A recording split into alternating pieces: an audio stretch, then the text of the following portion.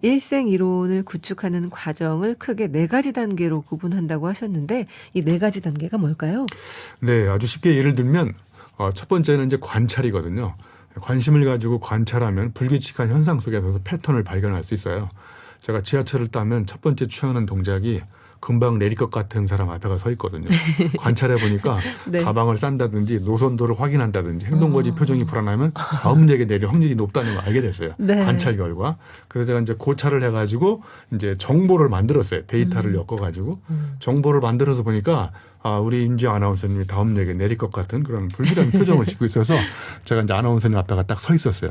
그랬더니 이분이 내렸어요. 네. 제가 앉으려고 하는 찰나에 제가 자리 잡기에 실패했어요. 저보다 더 빠른 속도로 우리 임지영 아나운서님의 빈자리를 차지한 사람이 나타났어요. 누가 나타났냐면 네. 제가 빈자리를 찾으려고 그랬더니 윤지영 아나운서 옆에 있던 분이 저보다 더 빠른 속도로 옆으로 잽싸게 자리를 옮기더라고요. 그래서 제가 자리 잡기에 실패했거든요. 이게 이제 관찰한 다음에 데이터를 엮어가지고 정보로 만드는 게 고찰. 그다음에 정보를 제가 문제 사용에 적용해서 해보니까 이번에 자리 잡기에 실패했잖아요. 네. 여기서 나오는 게 이제 통찰. 그러면 이제 지식이 탄생합니다. 자, 그럼 한 번 더 나가면 이제 제가 자리 잡기에 실패했기 때문에 두 번 다시 자리 잡기에 실패를 안 하려면 이전과 똑같은 행동을 취하면 또 실패하거든요. 네. 그럼 자리 잡기에 실패를 안 하려면 어떻게 되느냐면 이제 가운데서 양다리 걸치고 서 있는 거죠, 이렇게.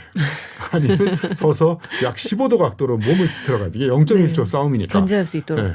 그러니까 이런 깨달음이 온 거는 제가 책상에서 공부해서 알게 된 게 아니라 나가서 직접 행동해 보니까 안 돼. 그러면 여기서 이제 엄청난 또 인사이트가 떠오르는 거죠. 네. 그럼 이게 지혜로 발전합니다.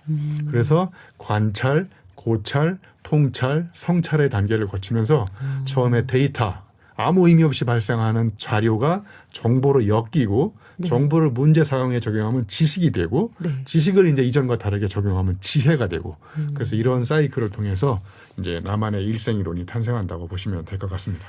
이렇게 일생 이론을 구축하면 삶에 변화가 생길 수밖에 없겠네요. 예, 맞습니다. 우리가 일상을 이렇게 관심을 가지고 관찰하면 이렇게 놀라운 현상을 목격할 수 있잖아요. 그러면 이제 이런 지혜가 계속 축적이 되면 이제 지하철 소리만 들어봐도 이번에는 뒤에서 세 번째 칸에 빈자리가 많을 것 같다. 이런 놀라운 불길한 육감적 회한이나 안목이 생기는 거는 끊임없이 관찰, 고찰, 통찰, 성찰을 해본 거예요. 나중에 그런 경지에까지 이르는군요. 네, 그래서 이렇게 이제 이론을 개발하면 세상 사람들이 이야기하는 좋은 이야기에 휩쓸려 가지고 떠내려가지 않을 수도 있고 자기만의 중심을 딱 잡고 원심력으로 사회가 좋아하는 거에 막 끌려가지 않고 네. 휩쓸리지 않고 내가 딱 중심을 잡고 나만의 경험으로 깨달은 통찰을 가지고 세상을 이제 뒤흔들 수 있는 거죠. 그래서 제가 책에다가 휩쓸리고 있는 것인지 아니면 뒤흔들고 있는 것인지 질문을 던진 적이 있습니다. 오늘은 지식생태학자 유영만 교수님과 함께 새 책 코나투스 만나보고 있는데요. 성공하고 싶다면 일생이론을 하루빨리 구축해야겠다는 생각이 들었습니다. 그런데 이 일생이론을 구축하는 데 있어 중요한 것이 자기만의 고유한 경험이겠네요.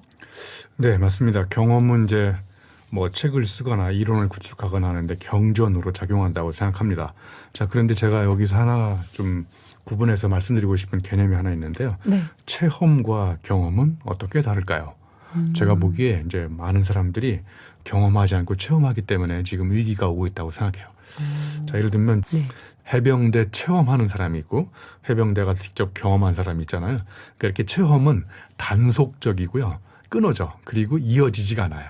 그리고 체험은 가장 중요한 게 계획적입니다. 네. 근데 우리가 인생을 살면서 모든 걸 다 계획대로 경험하지는 않잖아요. 그러니까 경험은 우발적이고 또 경험은 가장 중요한 게 연속적입니다. 어제 했던 경험을 이어서 내가 반성을 해보는 거죠. 어제 이렇게 했는데 오늘은 이런 경험을 해야 되겠다. 그러면 이제 경험이 이렇게 연결되면서 어제와 다른 경험을 하게 되고 네. 거기서 자기만의 고유한 내러티브, 서사, 이야기가 탄생합니다. 자, 그러니까 삶의 주인공으로 거듭나는 가장 강력한 방법은 체험하지 말고 경험해야 됩니다. 네. 또 일생이론을 구축하는 데 있어 독서도 매우 중요한 역할을 하는데요.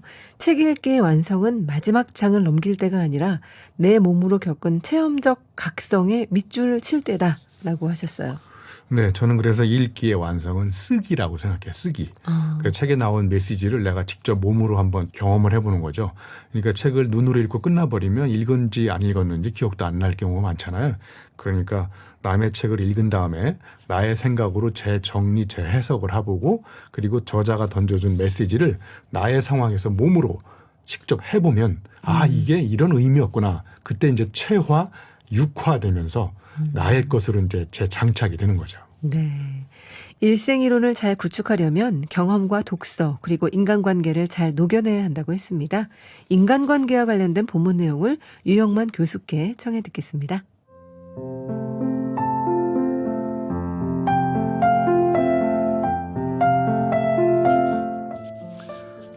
인간관계의 깊이가 성장의 폭을 가늠한다.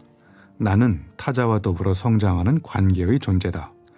내 실력도 독립적으로 키운 역량이라기보다 사회적 상호작용의 산물에 가깝다. 인간관계가 낳은 역사적 산물이 바로 인간이다. 신용복은 처음처럼 해서 사람과의 만남을 통찰하며 스스로 좋은 사람이 되는 것, 좋은 만남을 갖는 것이야말로 삶을 아름답게 한다고 말한다. 오늘과 다른 나로 거듭나려면 지금까지의 인간관계를 돌아보아야 한다. 너무 오랫동안 단순한 관계 속에서 살아가지 않는지, 새로운 관계를 두려워하는 것은 아닌지 생각해 보아야 한다. 인간관계는 양면 거울과 같아서 타인에 대한 경종이자 나 자신을 향한 반성이며 성찰이다. 타자와의 만남은 생각을 바꾼다. 통념과 고정관념에서 벗어나려는 사람과의 만남은 변화의 계기가 된다.